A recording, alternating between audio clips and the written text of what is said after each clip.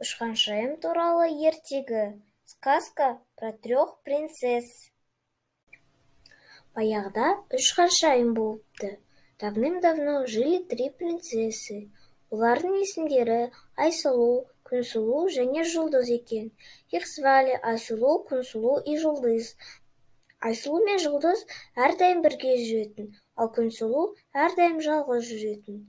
Айсұлу и Жұлдыз всегда ходили вместе, а Күнсұлу всегда ходила одна. Бір күні Айсұлу мен Жұлдыз өзара төбелесіп қалады. Однажды Айсұлу и Жұлдыз поссорились между собой. Екі ханшайымға ренжісуге болмайтын, себебі олар ұрысып қалса мүсінге айналып кетеді.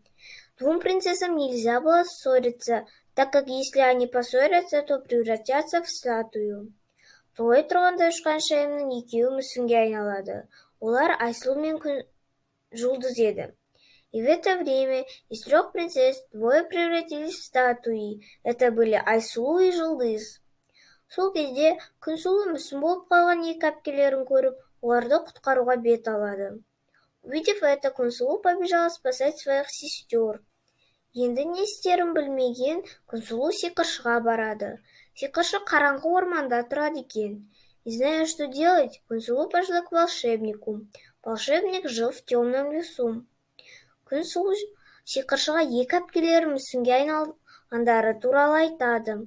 Күнсұлу рассказала волшебнику про то, что ее сестры превратились в статуи. Сиқыршы болса, тез сиқырлары бар кітапты алып, сиқыр іздей бастайды. Сиқыршы ол сиқырды алдымен өз үйіне сынап көреді. Бәрі іске асады. Да сол кезде сиқыршы Күнсұлуға қарап, мені әпкелеріне апар дейді. А волшебник очень быстро открыл книгу заклинания и начал искать нужное заклинание. Он для начала протестировал волшебство на своем доме. Все получилось. Тогда волшебник сказал Күнсұлу: «Отведи меня к своим сестрам». Сөйтіп Күнсұлу сиқыршыны әпкелеріне алып келеді. Сиқыршы әпкелерін қайтадан өз қалыптарына келтіреді. Потом Күнсұлу привела волшебника к своим сестрам. Волшебник снял с них чары. Сонымен 3 ханшайым туралы ертегінің соңы. Итак, конец сказки про 3 принцесс.